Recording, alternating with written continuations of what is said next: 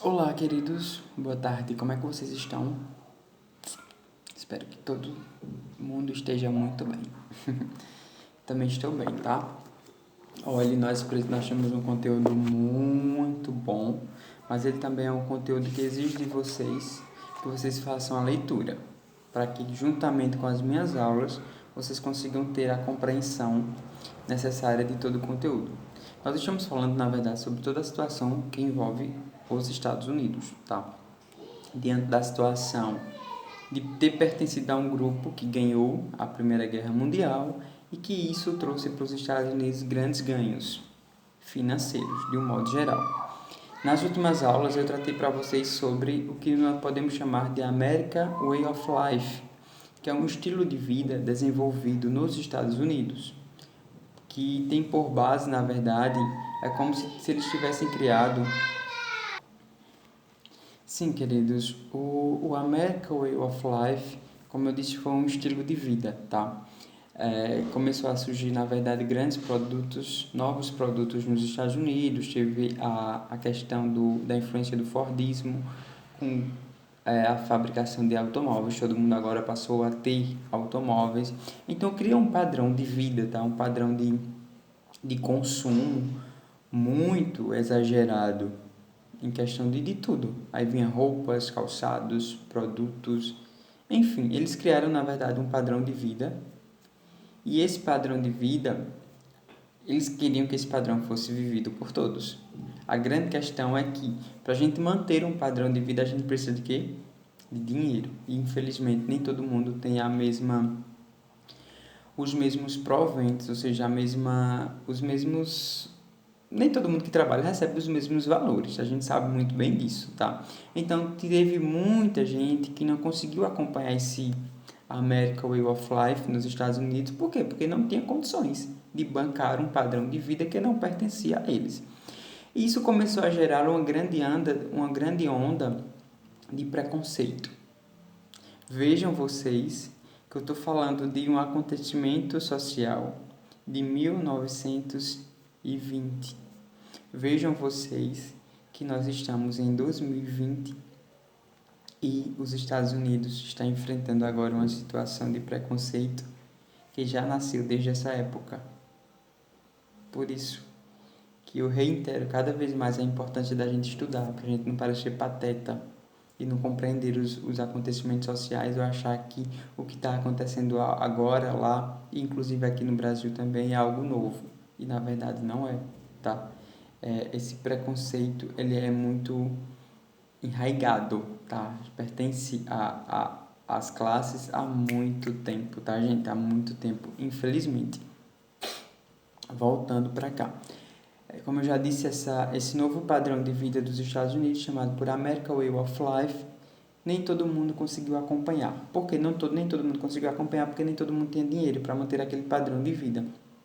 Isso fez com que gerasse uma onda de racismo e de preconceito. Por quê? Porque as pessoas consideravam aqueles que não seguiam o padrão americano como anti-americano, tá? Então, quem era que fazia parte desse grupo Imaginem quem era que fazia parte dos grupos dos anti-americanos.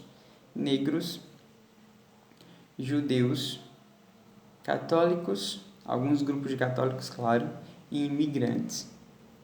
Então, eles passaram a ser perseguidos por grupos que nasciam nos Estados Unidos, porque essas pessoas eram consideradas anti-americanas que não estavam seguindo aquele padrão criado nos Estados Unidos.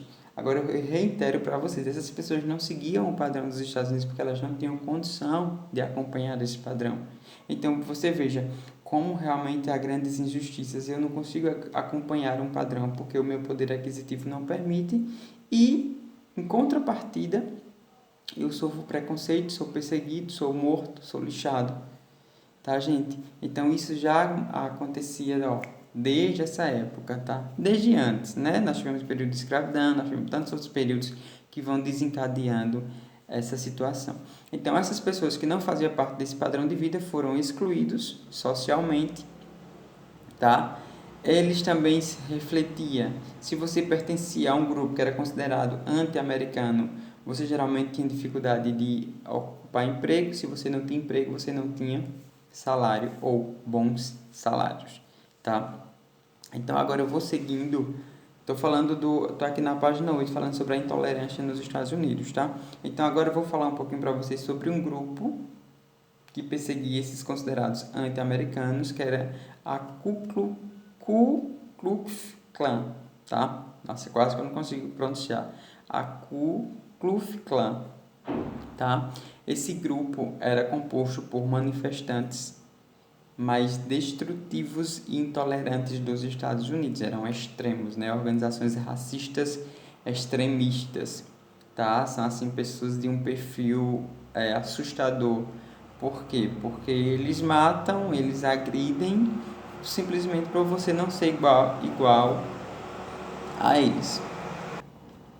Então, essa organização, como eu disse a vocês, a Ku Klux Klan, na verdade, eles eram considerados genuinamente americanos, tá? Eles se consideravam americanos, e os outros, como não seguia aquele padrão, eles não eram considerados anti-americanos, então eles perseguiam esses anti-americanos de uma forma muito extrema. Eles assassinaram os negros, judeus e imigrantes, tá?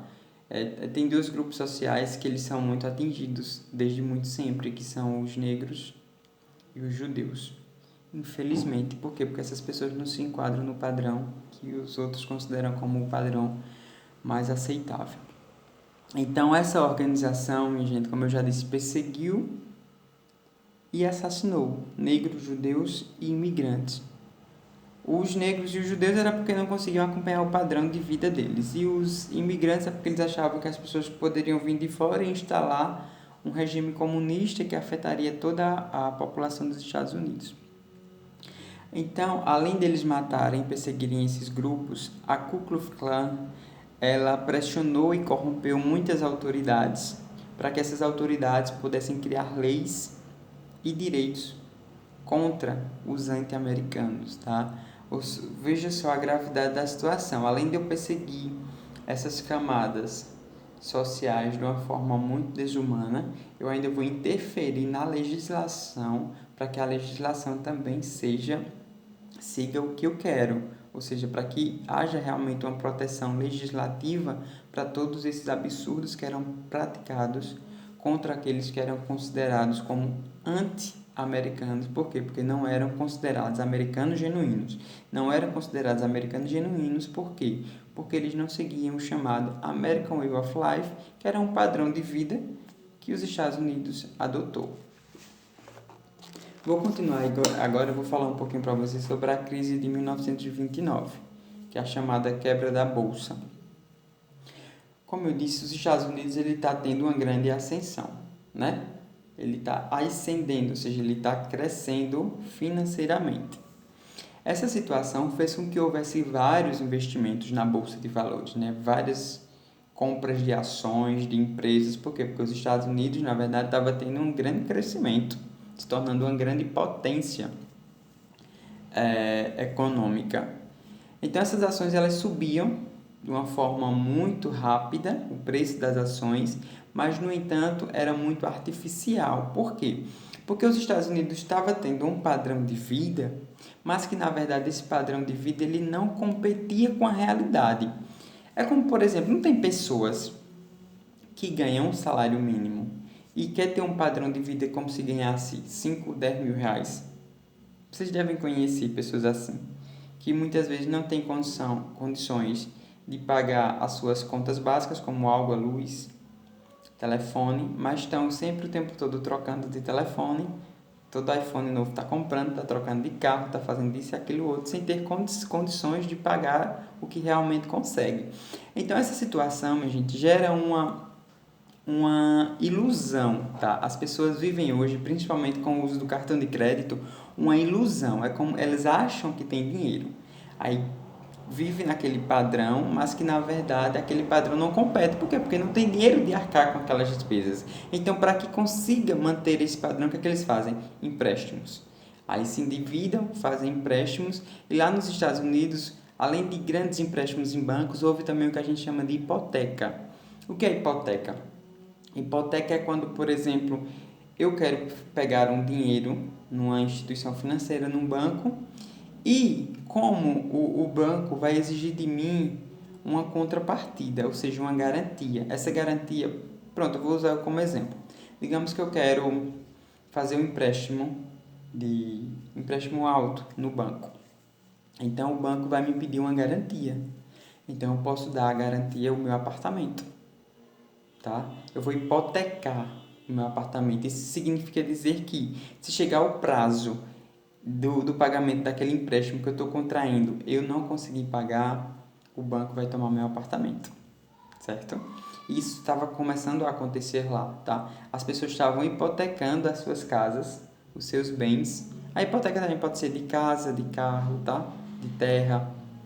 Então as pessoas estavam hipotecando para conseguir viver naquele padrão de vida que os Estados Unidos pregavam. Veja que absurdo, que alienação social que as pessoas vivem, tá? Então essa situação parecia que os Estados Unidos estavam se desenvolvendo economicamente, mas não estava. Por quê? Porque as pessoas estavam vivendo dessa forma, endividadas cada vez mais. Estavam tendo padrões de vida, mas que não competiam com a sua realidade, porque os salários não eram compatíveis. Tá? E ainda assim as pessoas mantinham esses padrões. Vejam que também nós estamos estudando uma situação social que tem tudo a ver com a nossa realidade de hoje. Muita gente vive um padrão de vida que não compete com a realidade. Aí passa a vida inteira endividado, pagando empréstimo para manter um padrão de vida que não é da sua classe.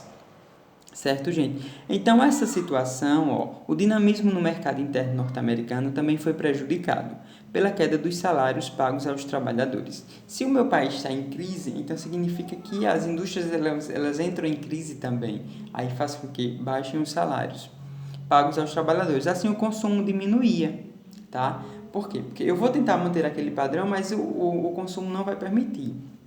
Então, as empresas diminuíam os salários, mas elas continuaram produzindo, produziam muito sapato, muita roupa e tudo, achando que iam vender. E isso foi desencadeando uma crise de superprodução. Por quê? Porque as empresas estavam produzindo, mas não estavam conseguindo vender, porque as pessoas estavam sem dinheiro para comprar.